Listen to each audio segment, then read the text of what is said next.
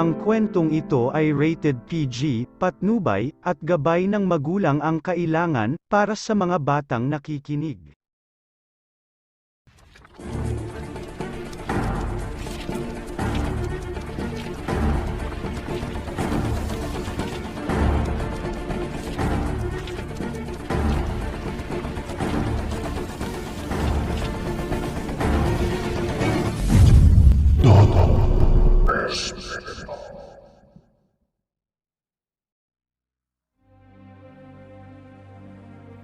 Bago ko simulan ang kwentong ito, ay papasalamatan ko muna ang gumawa ng akdang ito.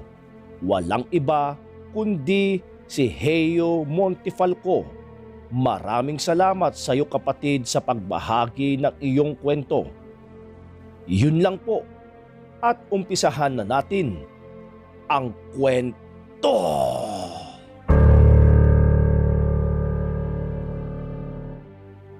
Ang ating kapuluan ng Pilipinas ay matagal nang may nagaganap na labanan sa pagitan ng mga masasamang kampon ng kadiliman na naghahasik ng takot at digalig sa puso ng bawat nilalang. Kung kaya't nilabanan sila ng iba't ibang mga mabubuting manggagamot sa naghaharing tiktik na pinamumunuan ng kanilang leader na si Abler, at sa kanyang kanang kamay na mangkukulam na si Felisa. Ang mga manggagamot ay nagkaisa gamit ang kani-kanilang mga kapangyarihan para gumawa ng isang bertud na siyang tatalo sa iba't ibang nilalang na nagnanais na sakupin ang sangkatauhan. Pinili nilang si Perio, ang isang manggagamot na hahawak sa makapangyarihang taglay ng bertud ng paniki para labanan ang pwersa ng tiktik na pinamumunuan ni Abler. Ang kanilang labanan ay naganap sa isang burol. Si Perio kasama ang ibang mga manggagamot laban kina Abler at sa pangkat ng tiktik at sa masamang mangkukulam na si Felisa.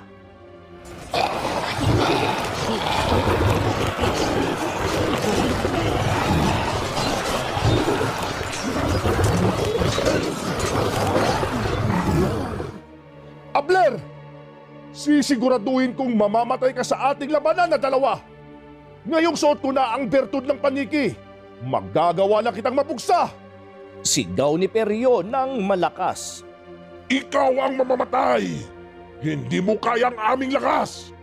Kulang pa kayo para kaming lahat, kasamang aking mga alagad na tiktik ay maubos. Mayabang na tugon ni Abler. Kung kaya't ang naturang burol ay napuno ng hiyawan ng bawat isa. Manggagamot laban sa mga tiktik. Si Perio na may bertud ng paniki laban kay Abler. Bawat isa sa napapalakol ni Perio na tiktik ay kaagad nagliliyab ang katawan ng mga ito. At silang dalawa na ni Abler ang nagharap. Kapangyarihan laban sa kapangyarihan. Nagtatagisan ang bertud ng paniki laban sa mutya ng pagiging tiktik ni Abler. Nanaig ang kapangyarihang taglay ng bertud ng paniki. Isang malakas na pagsabog ang tumama sa katawan ng hari ng tiktik na si Abler. Tikman mo to! Tumalsik si Abler at natalo ang kanyang kapangyarihan laban sa bertud ng paniki ni Perio at unti-unti na itong nanghihina.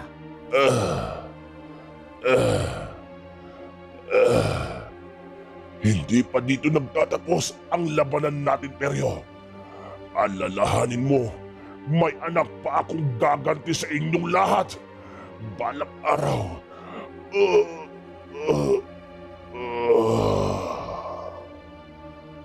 Wika ni Haring Abler kay Perio at nalagutan na ito ng hininga. Habang pinapatakas naman ang mangkukulam na si Felisa, ang anak nitong si Abner. Mahal na prinsipe, tumakas na tayo. Natalo ni Peryong Paniki ang iyong amang si Abler. Ikaw ang balang araw na mamumuno sa amin. Kaya kailangan ka naming lahat ng buhay. Ani nitong sinakay si Abner sa kanyang walis tingting na lumilipad at kaagad na nilisan ang naturang lugar ng labanan. Tuwang-tuwa naman ang mga mabubuting manggagamot at sila ay nagpugay kay Peryong Paniki. Mabuhay si Peryong Paniki! Mabuhay! Sigaw ng lahat. Sa wakas, at matatahimik na rin ang ating bayan laban sa mga tiktik na yon. Ani ni Peryo. Lumipas ang ilang taon. Wala nang naganap muling pagsalakay ng mga mababangis na tiktik. At ang bertud ng Paniki ay itinago muna pansamantala ni Peryong Paniki sa loob ng isang selyadong kuweba para sa susunod nitong magiging tagapangalaga. Naging isang matanda na si Peryo at medyo malabo na ang kaliwa nitong mata habang dumadaan ang panahon. Saktong muling naghasik ang puwersa ng mababangis na tiktik sa karatig pook. At ito ay inutos ng bago nilang pinunong si Abner. Gusto kasi ni Abner na muling palabasin ang may hawak ng bertud ng Paniki para iganti ang kabiguang sinapit ng kanyang amang hari ng mga tiktik. Isang palahaw na iyak ang maririnig sa tahanan ni Aling Fe isang umaga. Ang kawawang anak ni Aling Fe na kasalukuyang buntis ay naging biktima ng tiktik. Anak ko, ang kawawa kong anak. Panaghoy na iyak ni Aling Fe habang ang buong baryo ay nakikisimpatya sa karumal-dumal na sinapit ng kawawa nitong anak na unang pagkakataon pa lang nagbuntis pero naging biktima na ng tiktik. Nasaan na ba ang ating tagapagligtas na may hawak ng bertud ng Paniki? Kanyang bukang bibig na sambit. Oo nga, dapat siyang bumalik para may maging katapat na silang lahat. Aning tugon ng isa pang lalaki. Habang nasa loob ng kuta ng mga tiktik, masayang masaya si Abner na malaman na wala na si Peryong Paniki at ang kapangyarihang taglay ng bertud ng Paniki ay itinago na nito at kasalukuyang walang may hawak. Sa wakas, ang ating mortal na kaaway na si Peryong Paniki ay wala na. Humayo kayo mga kasama at maghasik ng takot sa mamamayan ng Santa Barbara. Utos ni Abner sa kanyang mga alagad na tiktik. Ang buong bayan ng Santa Barbara ay napuno ng takot pagsapit ng dilim, dulot ng mga nananalakay na tiktik. Isinilang naman ang batang pinagpala na siyang magiging bagong tagapangalaga ng bertud ng Paniki at siya ay pinangalanang si Pepe. Ang batang si Pepe ay may kakaibang balat sa kanyang balikat na nahahawig sa isang paniki. Si Pepe ay anak ng isang manggagamot na dating kasamahang lumaban ni Peryong Paniki laban sa kampon ng mga tiktik. Habang sakutan naman ng mga tiktik, ang librong itim ng mangkukulam na si Pilisa ay may binigay na isang babala. Hindi ito maaaring mangyari. May isang bagong magmamay-ari ng bertud ng Paniki. At ito ay anak ng isang manggagamot. Kailangan siyang mawala, mahal na Haring Abner. Natatarantang wika nito. Hindi ito maaaring mangyari. Patayin niyo lahat ng mga manggagamot at hanapin ang bagong itinakda. Galit na utos ni Abner sa kanyang mga alagad na tiktik. Habang ang pangyayari na may bagong magiging tagapangalaga ng bertud ng Paniki ay nakita na ni Peryong sa kanyang panaginip at siya ay naglakbay para gabayan ang bagong magmamay-ari ng bertud ng paniki. Lumaki si Pepe na mahaba ang buhok dahil ayon sa kanyang ama, ang kanyang buhok ang magtatago sa kakaibang marka na nasa kanyang leeg. Kung kaya't sinunod na lang niya ang magustuhan nito at wag nang magtanong pa. Unti-unti namang nauubos ang mga manggagamot at pinapatay matapos na pahirapan ng mga tiktik at tanungin ng isang bagay kung may alam na bagong magiging tagapangalaga ng bertud ng paniki. At ito'y nakarating na sa kaalaman ng kanyang amang na isa ding manggagamot. At masinsinang kinausap si Pepe isang hapon. Pepe, balang araw, may isang bagay kang gagampanan at ito'y tuluyang magbabago sa iyong buhay. Sana kung wala na kami, ipagpatuloy mo ang iyong buhay. Seryosong sambit ng ama ni Pepe. Hindi tayo magkakahiwalay, ama. Mahal ko kayong dalawa ni ina. Ani Pepe at niyakap ang kanyang ama. Sumapit ang gabi. Habang mahimbing na natutulog ang mag-anak ni na Pepe, may pangkat ng mga tiktik na umaaligid at ito'y agad nalaman ng kanyang ama.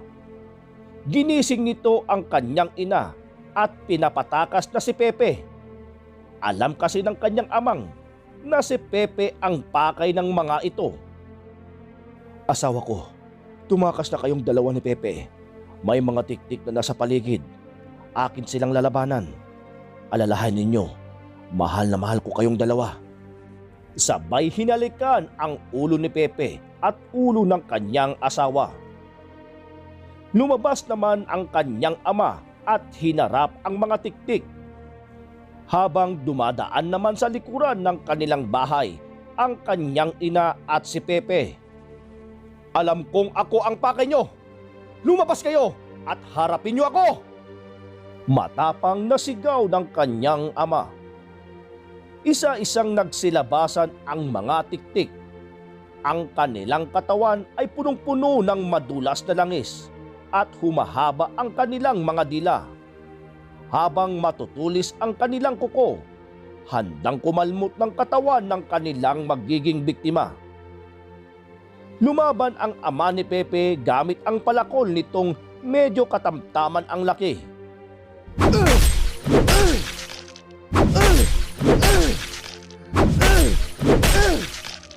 Ngunit sadyang marami sila at malalakas ang mga tiktik na ito. Nakakarami ka nang napatay sa amin, manggagamot. Ito ang sayo, katapusan mo na! Butas ang puso ng ama ni Pepe. Bumagsak ito sa lupa at pinagpiestahan itong kainin ng mga tiktik habang sumisigaw ng pagmamakaawa.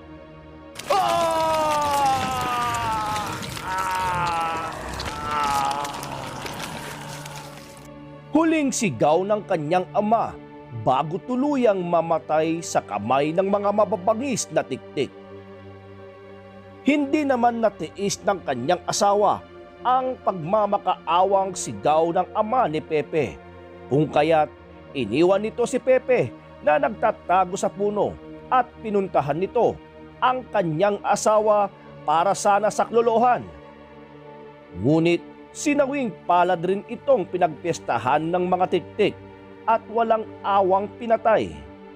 At nang matapos, bigla silang pumunta sa paligid para hanapin si Pepe. Hanapin nyo ang batang anak nila. Baka yun na ang subong magiging tagapangalaga ng birtud na panigi. Utos ng tumatayong pinuno ng mga tiktik. May isang kamay na tumakip sa bibig ni Pepe at ng kanyang lingunin, isa itong may edad na lalaki. Shhh! Huwag kang mag-alala. Kakampi mo ako, Pepe. Ako si Bertong Putik. Pasensya ka na, nahuli ako ng dating. Ani nitong medyo malungkot. Niyakap na lang nito ni Pepe at gamit ang bertud ng putik nitong taglay, Naglaho ito para itago ang kanilang presensya na dalawa ni Pepe laban sa mga tiktik. Makalipas lamang na walang makita na ibang tao ang mga tiktik, ay umalis na silang lahat sa paligid. Sabay inalis naman ni Berto ang kanyang aura na pagiging invisible at agad nagtatakbo si Pepe sa kinaroroonan ng kanyang ama at ina. Ama! Ina ko! Ang mga magulang ko!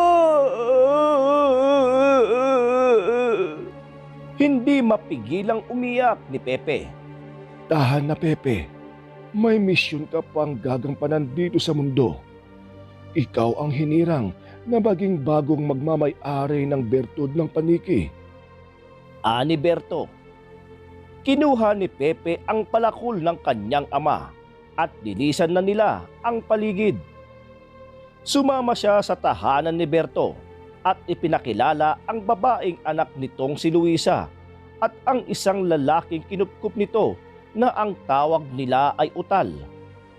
Kamusta kayong dalawa, Luisa at Utal? Ani Pepe. Mabuti naman, Pepe. Ani Utal. Pasensya ka na sa kanya, Pepe. Si Utal kasi ganyan magsalita. Utal-utal. Kaya nga Utal ang tinawag namin sa kanya ni Amang Berto. Ani Luisa.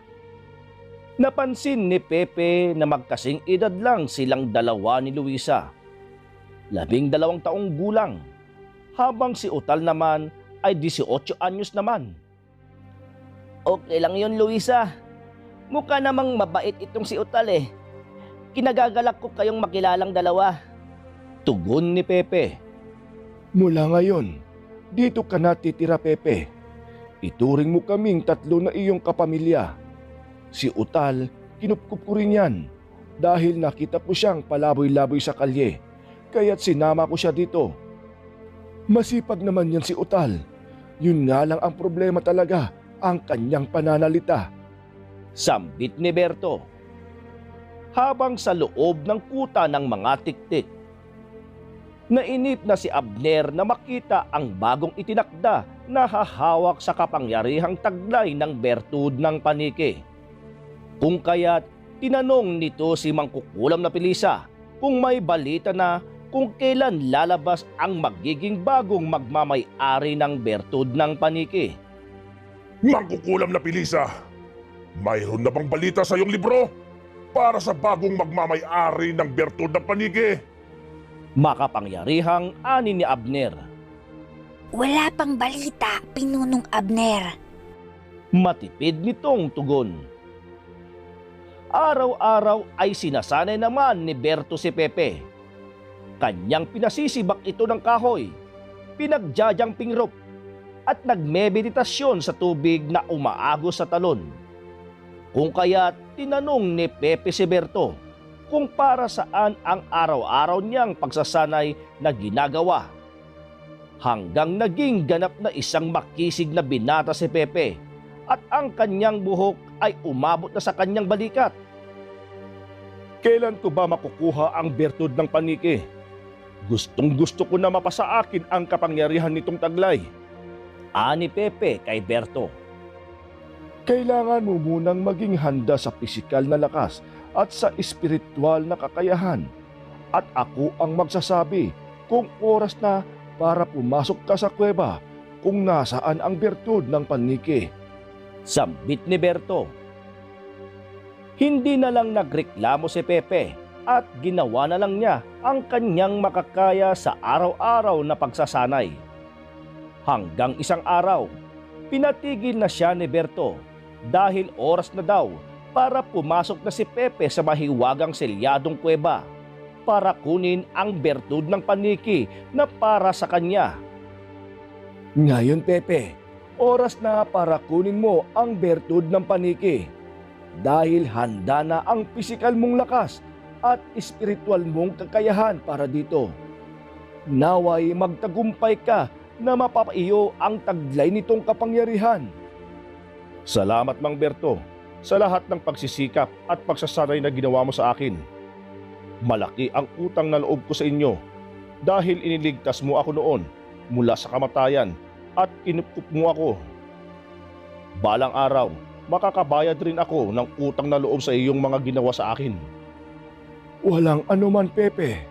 Masaya akong matulungan ang bagong itinakda na magmamay-ari ng bertud ng paniki. Naway magtagumpay ka sa kuweba na iyong papasukin. Tugon ni Berto. Sabay dinasal nito ang pangalis ng harang para sa kuweba kung nasaan nakatago sa pagitna ng kuweba ang bertud ng paniki. Pumasok naman si Pepe at kasalukuyang nasa katanghali ang tapat pa sa oras sa labas ng kuweba. Ngunit nang pumasok na siya sa pinakaloob nito, sobra na ang dilim. Samahan pa ng miminsang usok na nagmumula sa paligid ng kuweba. Habang naglalakad si Pepe sa loob ng kuweba at hawak ang nakasinding sulo ng apoy sa kaliwang kamay at palakol ng namayapa niyang ama sa kanang kamay, ang lupa ay wari na bibitak kasabay ng unti-unting paglitaw ng mga bangkay na amaranhig. Isa-isa itong lumapit kay Pepe habang si Pepe naman ay pinapalakol ang mga ito at ang iba'y hinahampas ng kanyang sulong may apoy. Lumayas kayo! Huwag niyo hadlangan ang aking pakay sa loob ng kuweba na ito! Sigaw ni Pepe. Bawat matamaan ng kanyang palakol na amaranhig ay nahahati ang katawan sa pira-piraso. At bawat madampian ng sulo ng apoy ay nasusunog. At sa katatakbo ni Pepe, narating niya ang pinakagitnang parte ng kuweba. At agad niyang nakita ang nagliliwanag na kwintas na bertud ng paniki na nakadikit ang kalahati sa bato. Habang sa labas ng kuweba sa bahay ni Berto, muling sumalakay ang pangkat ng mga tiktik. Ngunit sa oras na ito, kasama na ang kanilang pinunong si Abner, ay kanilang inatake ang bahay ni Berto. Lumaban si Berto at si Utal sa mga tiktik. Ngunit sadyang napakaraming umaataking tiktik sa kanila. Habang nasa loob naman ng bahay si Luisa at nagtatago.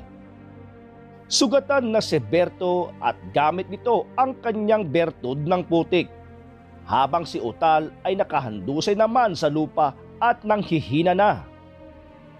Sa galit ni Abner dahil hindi niya nakikita ang kalaban, ay ginawa nitong pain ang anak nitong babae na si Luisa at pinasuko nito si Bertong putik. Bertong putik! Sumuko ka sa amin o papatayin namin ang anak mo! Ani Abner na nakatutok ang matatalas na kuko sa lieg ni Luisa. Inaakyat naman ni Pepe ang pader ng kuweba para kunin ang bertud ng paniki. Napakadilim ng pader ng kuweba dahil sa mga lumot na nakakapit dito. Hindi kaagad na akyat ni Pepe ang pader. Marami siyang pagsubok na pag-akyat na ginawa hanggang sa wakas naakyat na rin niya ang pader. At gamit ang kanyang palakol, tiniktik niya ang pinagkakapitan ng kwintas ng paniki. At ilang pukpok ng palakol ay tuluyan na niya itong naalis mula sa pinagkakapitan nitong bato. Bumaba na si Pepe at isinuot na sa kanyang leeg ang bertud ng paniki. May kakaibang lakas agad siyang nararamdaman. Maging ang marka na nasa kanyang batok ay nagliliwanag. Kanya ring naririnig maging ang patak ng tumutulong tubig sa loob ng kuweba. At nagmamadali na siyang lumabas ng kuweba kung saan nakalagay ang bertud ng paniki. Sa kanyang paglabas, ang mga amaranhig niyang nakasagupa kani-kanina lang ay naging mga puting kaluluwa na. Sila pala ang mga manggagamot na namayapa na sumumpang bantayan ang bertud ng paniki. Binabati ka namin, Pepe. Ngayon, talunin mo ang kampo ng dilim. Umaasa kami lahat sa iyo, bagong nagmamayari ng bertod ng paniki. Wika ng isa sa kanila. Salamat sa inyong lahat. Makakaasa kayong tatalunin ko sila. Ani Pepe. At tuluyan nang nakalabas si Pepe sa kuweba at may naririnig siyang sigaw. At ito'y pamilyar sa kanya ang boses na ito. Ama, huwag kang makinig sa kanya. Parang awa mo na. Huwag kang susuko. Tinig ni Luisa. Dahil mahal na mahal ni Berto ang kaisa-isa niyang anak na si Luisa, ay sumuko ito. Heto na! Pakiusap! Huwag niyong sasaktan ang aking anak! Lumuhod na si Berto. Magaling! Nahihibang natawa ni Abner. Parang asong ulol na umatake naman si Abner at kinagat nito ang lieg ni Berto.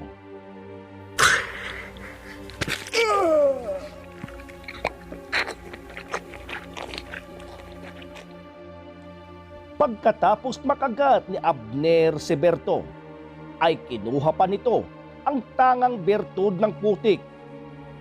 Nagkikisay na bumagsak sa lupa si Berto. Saktong dating naman ni Pepe at inundayan agad ng palakul ang muka ni Abner. Hayop ka! Ito ang sayo!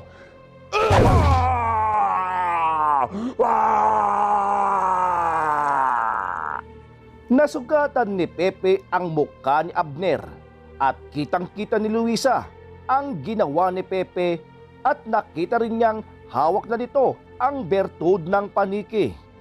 Hayop ka! Mamatay ka rin ikaw na tiktik!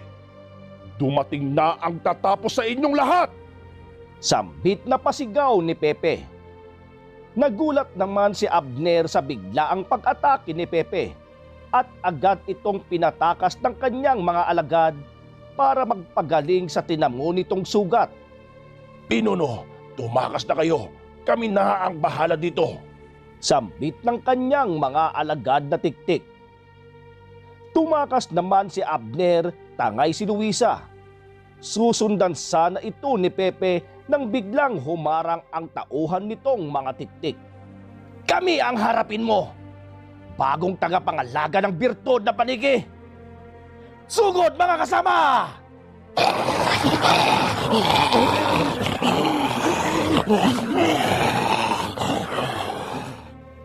Isa-isang sumugod ang mga tiktik.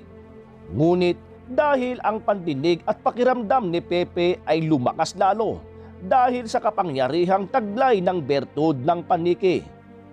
Madali niyang naiilagan ang bawat kanilang pagsugod. Parang naririnig ni Pepe ang bawat gagawing aksyon ng mga tiktik.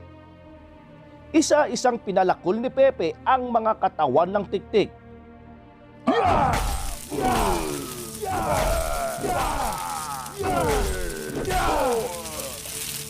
Bumagsak lahat ng mga tiktik na nagtangkang labanan si Pepe at lahat sila ay nasunog at namatay. Walang tinira si Pepe sa mga tiktik at nang matapos na ang labanan, kanyang binalikan si Berto. Ngunit patay na ito. Pinuntahan naman niya si Utal. Buhay pa ito pero naghihingalo na. Utal, kaya mo yan kaibigan. Lumaban ka. Nandito na ako, si Pepe. Iligtas mo si Luisa. Ipangako mo. Nang hihinang sambit nito. Pangako, kaibigan ko. Magpahinga ka na. Tugon ni Pepe sa kanyang kaibigan na si Utal.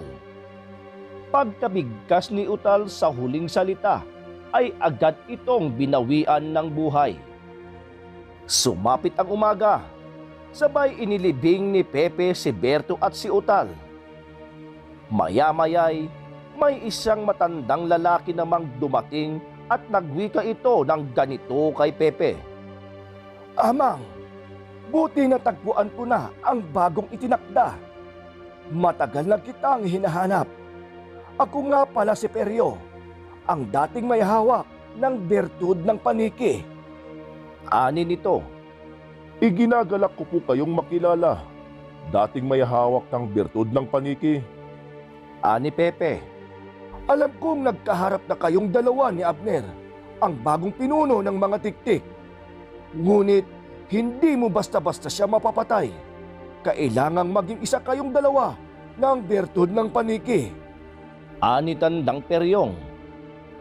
Opo, nagharap na kaming dalawa at nakuha niya ang bertud ng putik ni Berto. Paano kaming magiging isa ng bertud ng paniki, Amang? Gusto ko sana mas lumakas pa para matalo ang kampon ng kadiliman. Tanong ni Pepe. Pumunta ka ulit sa kuweba at kausapin mo sa iyong isipan ang espiritu ng bertud ng paniki. Doon pa lang kayong dalawa magiging isa sa oras na maging sang-ayon ang isip at puso niyong dalawa. Ani Tandang Peryong. Habang sakuta ng mga tiktik, ay agad ginamot ng mangkukulam na si Felisa ang nasugatang mukha ni Abner. Ngunit naging marka na ang pilat na dulot ng palakol. Mukhang nagkaharap na kayong dalawa, Pinunong Abner, ng itinakda. Ang bagong magmamay-ari ng bertud ng paniki. Ani mangkukulam na si Felisa. Oo nga, at ang hayop na yon ang may gawa nitong pilat ko sa mukha. Sa susunod naming pagharap ay papatayin ko na siya. Galit na sambit ni Abner. Mamatay kayong lahat! Ililigtas ako ni Pepe laban sa inyong kampo ng kadiliman. Humanda kayo! Bilang ng mga oras nyo! Pasigaw na sambit ni Luisa. Kung ganon, Pepe pala ang kanyang pangalan. Si Pepeng Paniki. Makikita natin kung sinong mas malakas sa aming dalawa babae. Nahihibang tawa ni Abner. Alam kasi niyang nasa kanya na ang bertud ng putik ni Berto na kanyang nakuha. Pumasok naman muli si Pepe sa kuweba at nagmeditasyon sa kanyang isipan. Agad niyang nakita ang espiritu ng paniki sa kanyang isipan. Espiritu ng Paniki, humihingi ako sa iyo ng tulong para matalo natin silang lahat. Parang awa mo na, maging isa tayong dalawa sa puso at isipan. Ani Pepe sa kanyang isipan. Handa ka bang ipagkatiwala ng buong buo ang iyong puso't isipan sa akin? Ani ng espiritu ng paniki. Kung yun ang paraan para maging isa tayong dalawa ay pumapayag na ako. Ani ni Pepe. At ang dating kwintas na bertud ng paniki ay tumato na sa leegan ni Pepe. Maging ang hugis nitong paniki ay tumatak na sa kanyang dibdib. Nakabukaka ang pakpak nito at nag-iinit dahil sa panibagong kapangyarihan nitong muling nabuksan. Muling nilisan ni Pepe ang naturang kuweba. Masaya siyang sinalubong ni Peryong na may kasama ng pangkat ng mga manggagamot na handang tumulong sa misyon ni Pepe. Pepe, sila nga pala ang mga dati kong kasamahang lumaban sa mga tiktik. Tutulungan kanilang labanan ang mga tiktik. Naway magtagumpay tayong lahat. Ani Peryo. Salamat mga kasama. Ngayon na ang huling laban nyo at ang laban ng bertud ng paniki. Ibuhos nyo na lahat ang makakaya nyo. Sigaw ni Pepe. Magkakaasa ka sa aming lahat, Pepe. Sigaw ng isa sa mga manggagamot. At kanila nang ang nilusob ang kuta ng mga tiktik. Sobrang daming tiktik ang nakaabang sa bukana pa lang ng kuta nito. Kami nang bahala sa kanilang lahat, Pepe. Pumasok ka na sa loob ng kanilang kuta at hanapin mo si Abner. Tugon ng matandang si Peryo. Muling nagharap-harap ang mga manggagamot laban sa mga tiktik. Napasok naman ni Pepe ang loob ng kuweba at may nakita siyang babaeng nakayuko at umiiyak. Agad niya itong nilapitan at nagulat siyang ito si Luisa. Pepe, buti dumating ka. Takot na ako dito. Pwede ko bang makita ang bertud ng paniki mo? Wika ni Luisa kay Pepe. At may naamoy na kakaiba si Pepe kay Luisa na nasa harapan niya at agad niyang binunot ang kanyang palakol na nakasukbit sa kanyang baywang. Hindi ikaw si Luisa, alam ko. Huwag ka nang magpanggap. Agad umatras ang babaeng nagpapanggap na si Luisa at naging isang mangkukulam ito. Ito ang kanang kamay ni Abner na si Felisa. Mamatay ka! Pepeng paniki! Sabay sunod-sunod nitong pagtira gamit ng kanyang walis tingting na may lumalabas na kapangyarihan.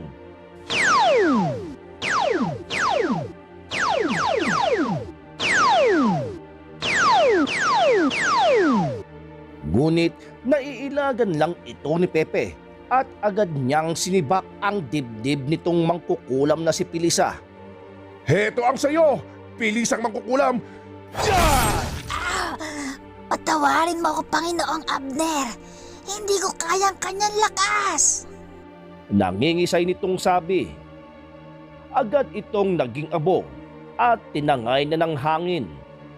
Ngayon, magtutuos tayong dalawa, Abner. Humanda ka. Mamatay ka rin tulad ng mga kampon mo. At napasok na ni Pepe ang lugar ng kinaroroonan ni Abner. Nakita niya roon ang isang babaeng nakatalikod sa katawang nakaikis, ang katawan ni Luisa. Pepe, sa wakas, nandito ka na. Sigaw ni Luisa. Oo nga, Pepe. At dito ka na rin mamamatay. Mayabang na sambit ni Abner. Kanyang sinugod ang katawan ni Pepe gamit ang dila niyang parang espada sa talim. Ngunit naiilagan lang ito ni Pepe.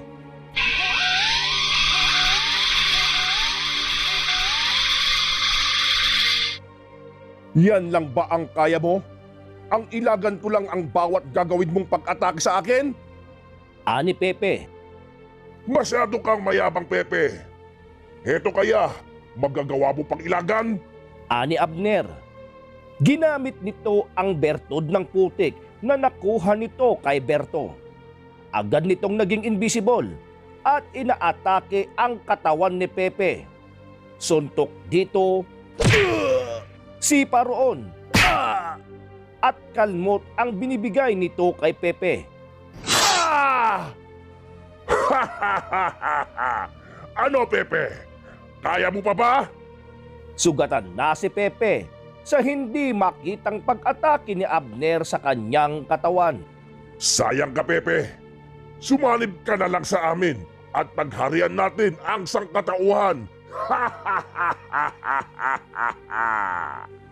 Nahihibang nitong tawa.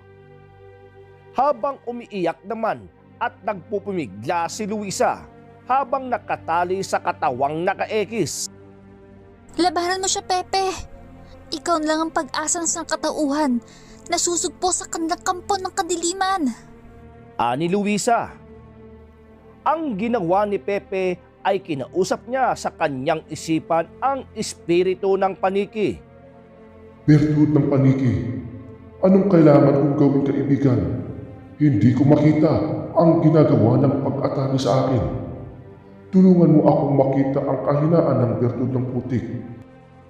Tignan mo ang bakas ng paa niya at doon ang kanyang kahinaan. At napansin nga ni Pepe ang dugo na nasa talampakan ni Abner na may dugo kasisipa sa kanyang katawan. Kung kaya't agad niyang pinalakol ang katawan ni Abner. Walang hiya ka. Diyan ka lang pala nagtatago. Ito ang sayo. Tikman mo to.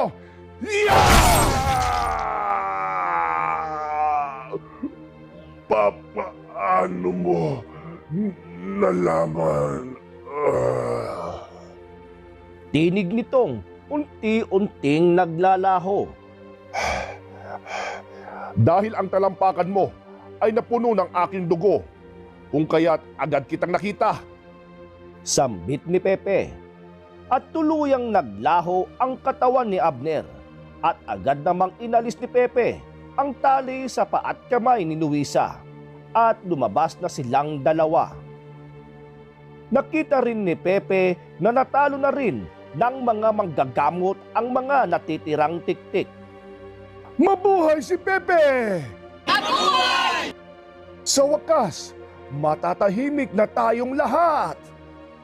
Wika ng isang manggagamot. Umuwi na ang lahat at masayang-masaya sila dahil natalo na nila ang mga kampon ng dilim. Hanggang may kampon ng kadiliman na gustong manggulo at maghasik ng takot sa kabayanan, ay asahan niyong si Pepeng Paniki ay handang muling lumaban. At dito nagtatapos ang kwento ni Pepe at ang bertud ng paniki.